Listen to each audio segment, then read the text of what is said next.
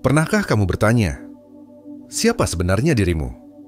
Apakah manusia hanyalah tubuh yang lahir, tumbuh, lalu mati? Ataukah ada sesuatu yang lebih besar, lebih agung, yang tersembunyi di dalam dirimu? Bayangkan, setiap gerakmu, setiap nafasmu, bahkan setiap rasa cinta yang kau miliki, sesungguhnya adalah pantulan dari Sang Pencipta. Manusia bukan sekadar makhluk fana. Manusia adalah simbol Tuhan. Hari ini, mari kita berjalan bersama, menyelami makna terdalam dari keberadaan kita. Dan mungkin, di akhir perjalanan ini, kau akan melihat dirimu dengan cara yang sama sekali baru.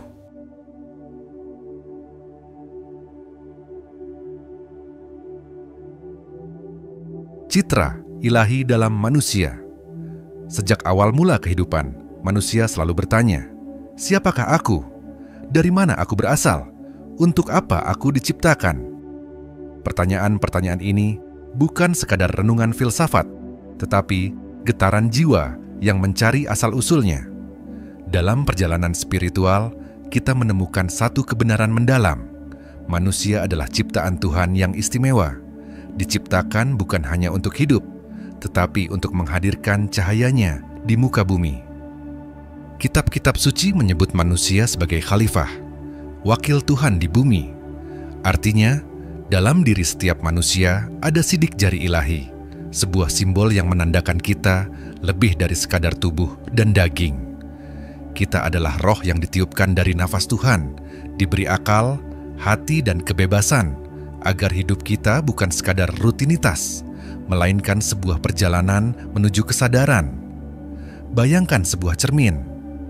Cermin itu tidak memiliki cahaya sendiri, tetapi ia bisa memantulkan cahaya yang datang kepadanya.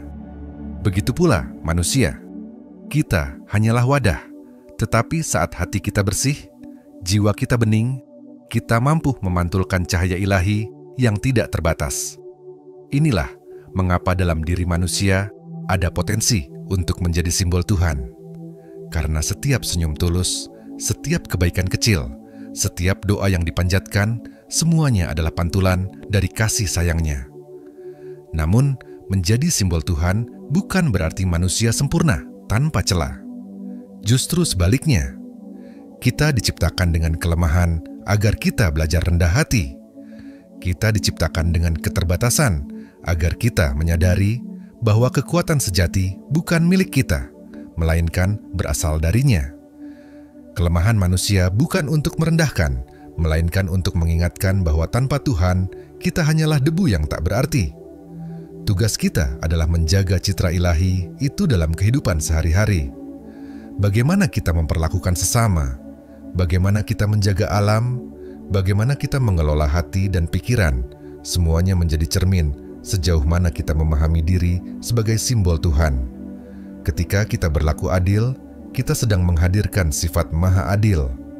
Ketika kita menebar kasih sayang, kita sedang mencerminkan sifat Maha Pengasih. Dan ketika kita mengampuni kesalahan orang lain, kita sedang belajar dari sifat Maha Pengampun. Renungkanlah, setiap langkah kita adalah jejak yang akan dikenang. Setiap kata yang keluar dari mulut kita bisa menjadi cahaya atau bisa menjadi luka. Pilihan ada di tangan kita. Apakah kita akan menjalani hidup sebagai simbol Tuhan atau hanya sekadar berjalan tanpa makna?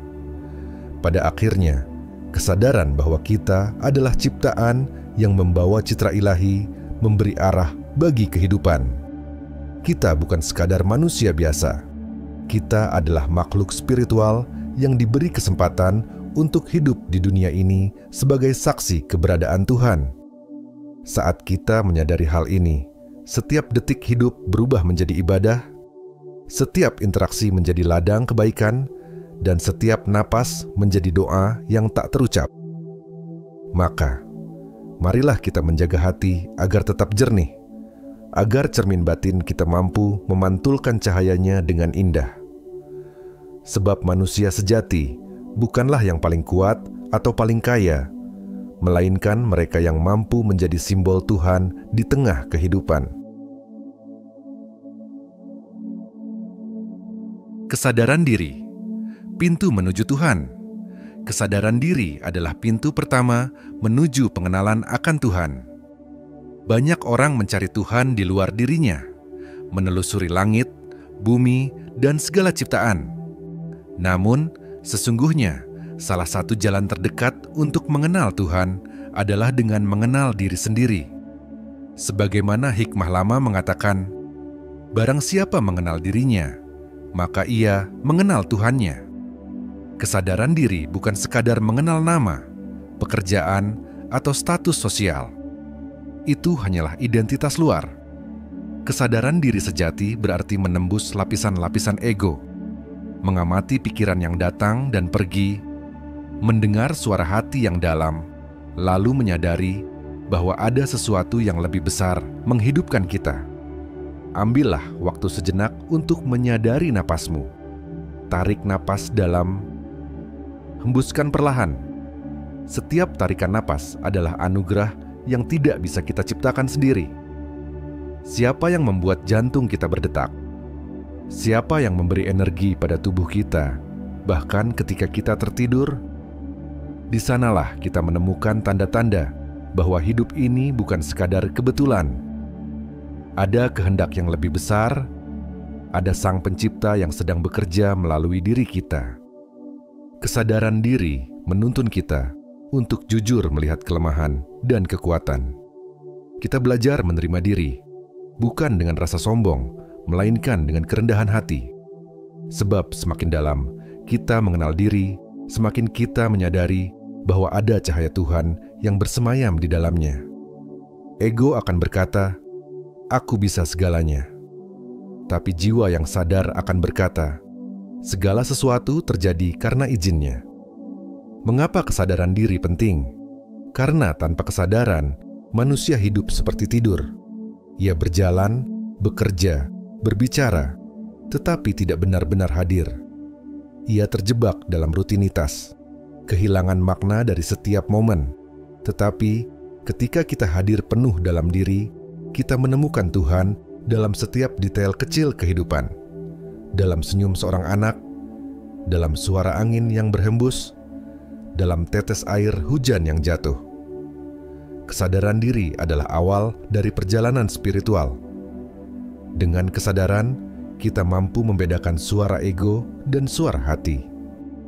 Kita mampu memilih jalan kebaikan meski godaan datang dari segala arah.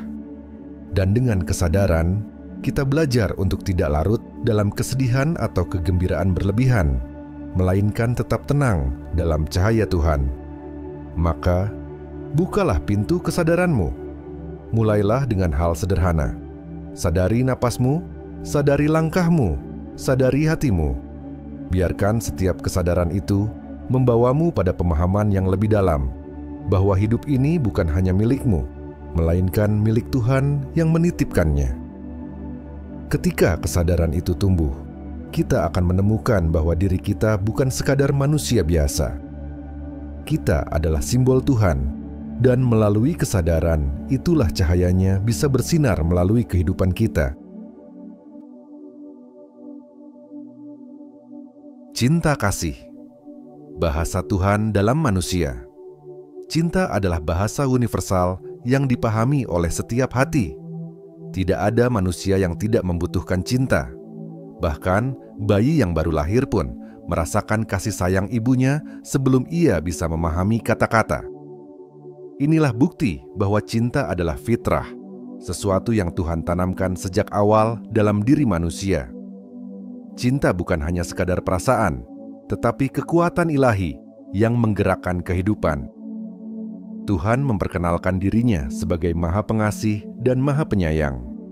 Dan sifat kasih sayang itu tercermin dalam perilaku manusia ketika ia mencintai, mengasihi, dan peduli terhadap sesamanya.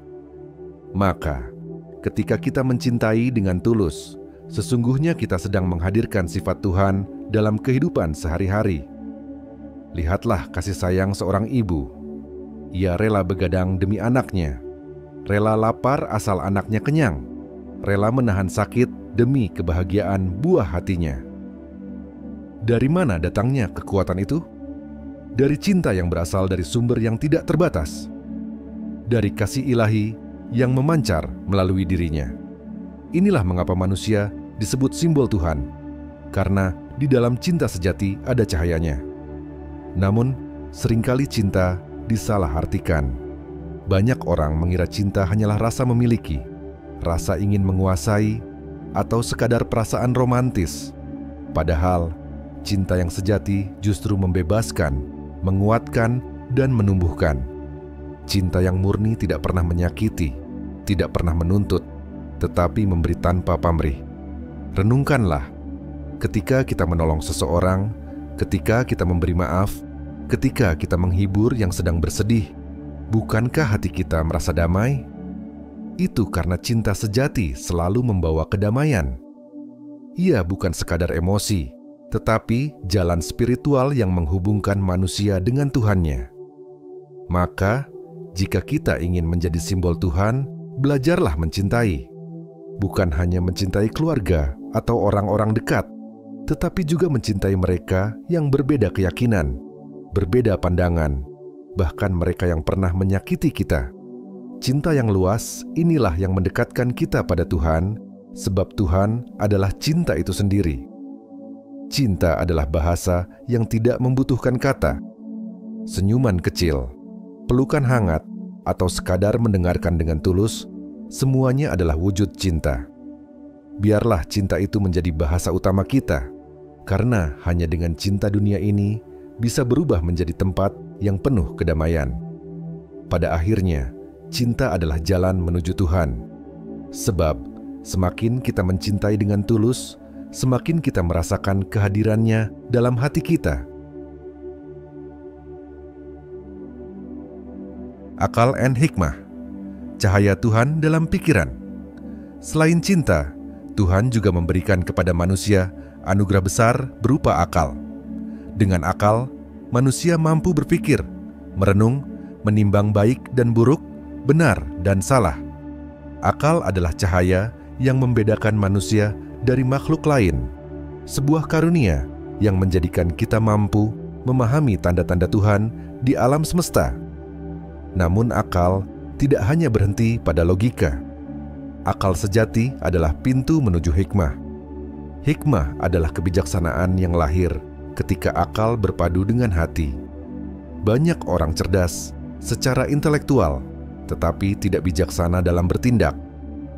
Itu karena akalnya berjalan tanpa bimbingan nurani. Hikmah lahir ketika akal tunduk pada cahaya ilahi.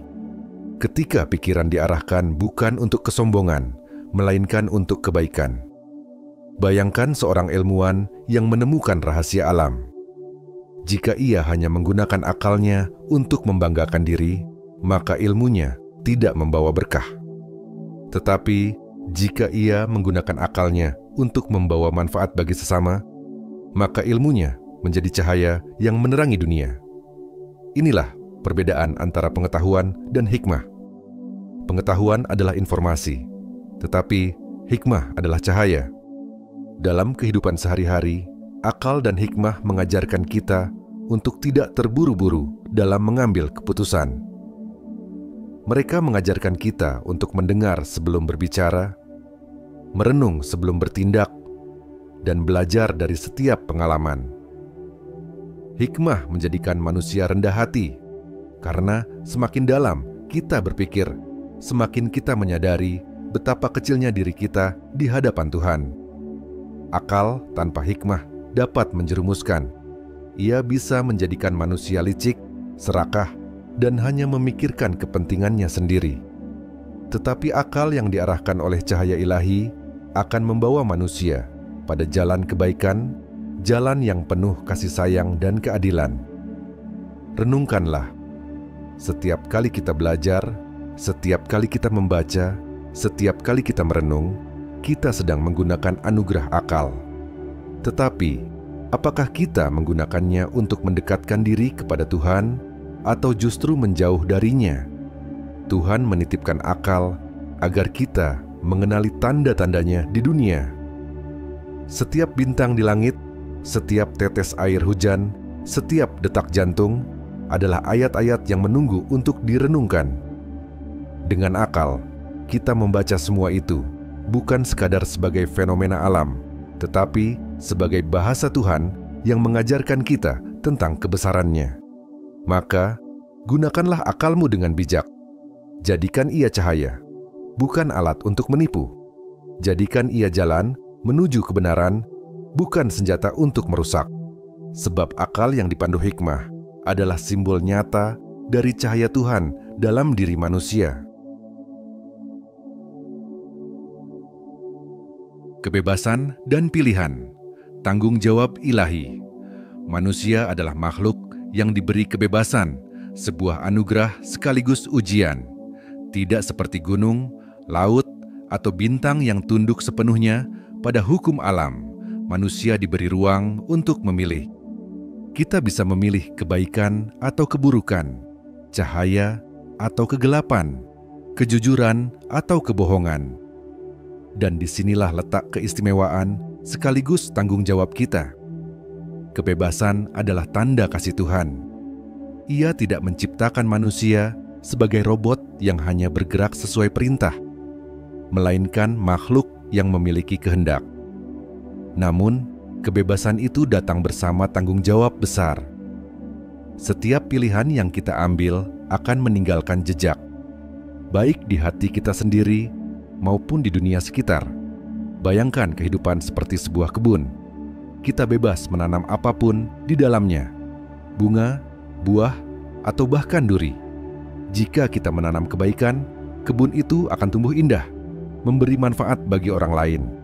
Tetapi, jika kita menanam kebencian, iri, dan keserakahan, maka kebun itu akan menjadi kering dan penuh racun. Inilah hukum kehidupan. Kita menuai apa yang kita tanam. Sayangnya, banyak manusia terjebak dalam pilihan yang keliru. Kadang karena tergoda hawa nafsu, kadang karena mengikuti arus tanpa kesadaran. Mereka memilih jalan yang tampak mudah, tetapi berujung pada penderitaan. Kebebasan tanpa kesadaran hanyalah pintu menuju kehancuran. Namun, di balik setiap kesalahan, selalu ada kesempatan untuk memilih kembali. Tuhan tidak pernah menutup pintu ampunan-Nya. Setiap hari, setiap detik, kita diberi kesempatan untuk memperbaiki arah. Itulah mengapa kesadaran diri begitu penting, agar kita tidak hanya berjalan, tetapi benar-benar memilih jalan yang mendekatkan kita padanya. Kebebasan juga mengajarkan kita tentang tanggung jawab. Kita tidak bisa menyalahkan orang lain atas pilihan kita. Kita tidak bisa bersembunyi di balik alasan. Setiap kata yang kita ucapkan, setiap tindakan yang kita lakukan, semuanya adalah hasil pilihan. Dan kelak, kita akan dimintai pertanggungjawaban atas semua itu. Renungkanlah, apakah kita sudah menggunakan kebebasan kita untuk menjadi simbol Tuhan? Apakah pilihan-pilihan kita memantulkan kasih, keadilan, dan kebaikan-Nya? Ataukah kita masih membiarkan diri dikuasai oleh ego dan hawa nafsu? Kebebasan sejati bukanlah melakukan apa saja sesuka hati. Kebebasan sejati adalah kemampuan memilih kebaikan meski godaan begitu besar. Kebebasan sejati adalah keberanian menolak jalan yang mudah demi jalan yang benar. Maka, gunakanlah kebebasanmu dengan bijak. Pilihlah jalan yang membawa cahaya, meski terasa berat. Sebab setiap langkah yang kita pilih adalah cermin apakah kita benar-benar menjadi simbol Tuhan di bumi. Ujian dan penderitaan. Jalan kembali ke Tuhan. Tidak ada manusia yang luput dari ujian. Setiap orang tanpa terkecuali akan menghadapi kesulitan, kesedihan, dan penderitaan.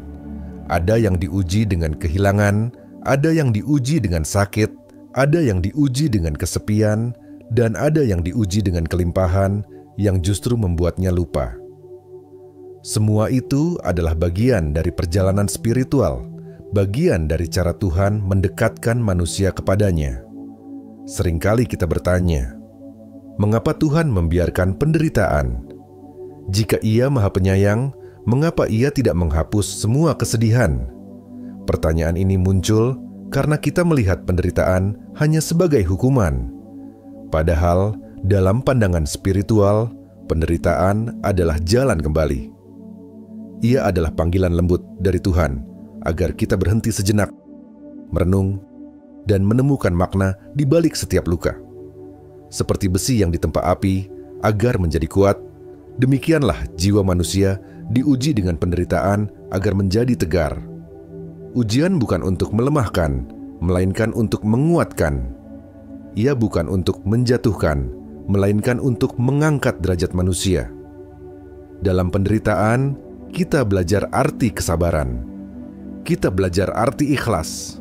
Kita belajar bahwa kebahagiaan sejati tidak bergantung pada hal-hal luar, tetapi pada kedekatan kita dengan Tuhan.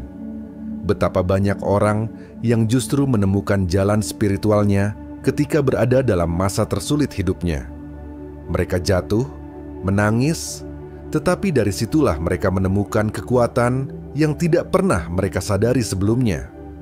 Ujian juga mengajarkan empati. Saat kita pernah merasakan sakit, kita lebih mudah memahami penderitaan orang lain. Saat kita pernah kehilangan, kita lebih bisa menghargai apa yang kita miliki. Dengan begitu, hati kita menjadi lembut, penuh kasih, dan semakin dekat pada sifat Tuhan. Namun, penderitaan hanya akan menjadi cahaya jika kita menghadapinya dengan iman. Jika kita menghadapinya dengan amarah, kita akan semakin tenggelam. Tetapi, jika kita berserah, kita akan menemukan ketenangan. Doa adalah kunci di saat seperti itu. Doa bukan hanya meminta agar penderitaan hilang, tetapi juga agar hati kita kuat menghadapinya. Renungkanlah, bukankah setiap luka yang dulu pernah kita alami kini menjadi pelajaran berharga? Bukankah setiap tangisan yang pernah kita keluarkan kini menjadi kekuatan? Itulah tanda bahwa penderitaan tidak pernah sia-sia. Maka, janganlah takut pada ujian. Lihatlah, ia sebagai jalan kembali kepada Tuhan. Sebab di balik setiap air mata, ada pelukan ilahi yang menunggu. Dan di balik setiap penderitaan, ada pintu cahaya yang terbuka, mengajak kita pulang padanya. Kebaikan dan amal. Tangan Tuhan yang bekerja. Manusia seringkali bertanya, bagaimana cara menghadirkan Tuhan dalam kehidupan sehari-hari? Jawabannya sederhana, melalui kebaikan. Setiap amal baik yang kita lakukan adalah tanda bahwa Tuhan sedang bekerja melalui diri kita. Kita menjadi tangannya yang menolong, kakinya yang berjalan membawa kebaikan, dan lidahnya yang menebar kedamaian. Kebaikan tidak selalu harus besar. Tersenyum pada orang yang sedang sedih, menolong mereka yang kesulitan, atau sekadar mendengarkan keluh kesah seseorang, semuanya adalah amal yang bernilai. Kadang, kebaikan kecil bisa memberi dampak yang lebih besar dari yang kita bayangkan. Seperti setetes air di padang gersang, kebaikan kita bisa menjadi kehidupan bagi jiwa yang hampir mati. Sayangnya, tidak sedikit orang yang menganggap kebaikan harus menunggu kesempatan besar. Padahal, kebaikan sejati justru terlihat dalam hal-hal kecil, dalam keseharian kita. Tuhan tidak menilai seberapa besar pemberian kita, tetapi seberapa tulus niat di baliknya. Ketika kita menolong orang lain, kita sebenarnya sedang menolong diri kita sendiri. Hati menjadi lebih lapang, jiwa menjadi lebih damai, dan hidup menjadi lebih bermakna. Kebaikan adalah energi yang selalu kembali kepada pelakunya. Apapun yang kita berikan, cepat atau lambat akan kembali dengan cara yang tidak terduga. Renungkanlah, saat kita melihat seseorang tersenyum karena uluran tangan kita, bukankah itu juga menghadirkan kebahagiaan dalam hati kita? Bukankah itu tanda bahwa Tuhan hadir di sana? Inilah rahasia kebaikan. Semakin kita memberi, semakin kita merasakan kehadirannya. Amal yang paling indah adalah yang dilakukan dengan ikhlas, tanpa berharap balasan atau pujian. Sebab saat kita berbuat baik karena ingin dipuji, amal itu kehilangan cahayanya. Tetapi saat kita berbuat baik hanya karena cinta pada Tuhan, amal itu akan abadi, tercatat di sisinya sebagai bukti bahwa kita telah menjadi simbolnya di dunia. Maka, jadilah manusia yang ringan tangannya, yang senang menolong tanpa pamrih. Jadilah mereka yang keberadaannya selalu membawa manfaat, seperti pohon yang meneduhkan siapa saja di bawahnya. Dengan begitu, kita benar-benar menjadi simbol Tuhan, menghadirkan kasih, memberi kehidupan, dan menebar kedamaian di sekitar kita. Keindahan dan seni, pantulan keagungan Tuhan. Alam semesta penuh dengan keindahan.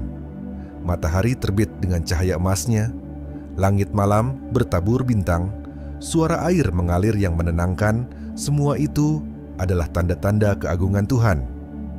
Keindahan bukan sekadar sesuatu yang menyenangkan mata, melainkan bahasa ilahi yang berbicara langsung kepada jiwa. Manusia diberi kemampuan untuk mencipta dan mengapresiasi keindahan. Kita bisa menggubah puisi, melukis pemandangan, menyusun melodi, atau sekadar mengagumi keindahan alam. Semua itu adalah bentuk spiritualitas, sebab di balik setiap keindahan ada cahaya Tuhan yang memancar. Seni, dalam bentuk apapun, adalah jendela menuju ketuhanan jika kita memandangnya dengan hati yang bersih. Sebuah lagu yang tulus bisa menggugah jiwa.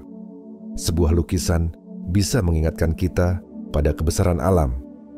Sebuah tarian bisa menjadi ungkapan rasa syukur. Ketika keindahan dipadukan dengan niat suci, ia menjadi ibadah, bukan sekadar hiburan. Keindahan juga mengajarkan kita tentang kerendahan hati. Sebab ketika kita memandang gunung yang tinggi atau laut yang luas, kita menyadari betapa kecilnya diri kita. Tetapi di saat yang sama, kita juga merasa terhubung dengan sesuatu yang lebih besar, lebih agung. Itulah kehadiran Tuhan yang bisa kita rasakan lewat keindahan ciptaannya. Sayangnya, banyak manusia yang terjebak hanya pada keindahan luar. Mereka mengagumi bentuk fisik, tetapi lupa pada jiwa. Mereka terpesona pada kemewahan, tetapi melupakan makna. Padahal, keindahan sejati adalah keindahan hati, kelembutan, kasih sayang, dan kebaikan.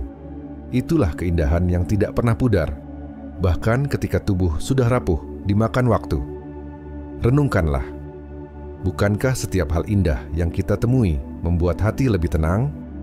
Bukankah itu tanda bahwa Tuhan ingin kita selalu berada dalam ketentraman? Keindahan adalah obat bagi jiwa, penyejuk bagi hati yang gelisah, dan jalan untuk merasakan kedekatan dengan Sang Pencipta.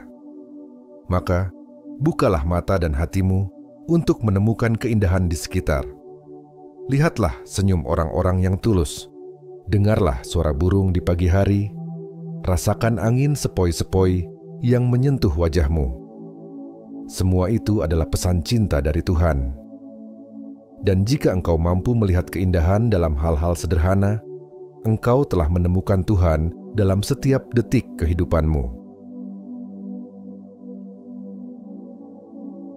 Cinta, inti kehidupan spiritual. Segala pencarian manusia pada akhirnya bermuara pada satu hal, cinta.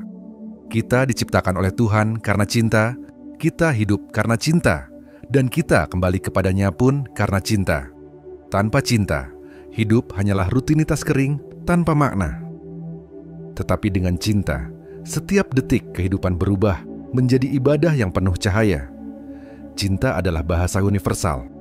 Ia melampaui agama, budaya, bahkan perbedaan.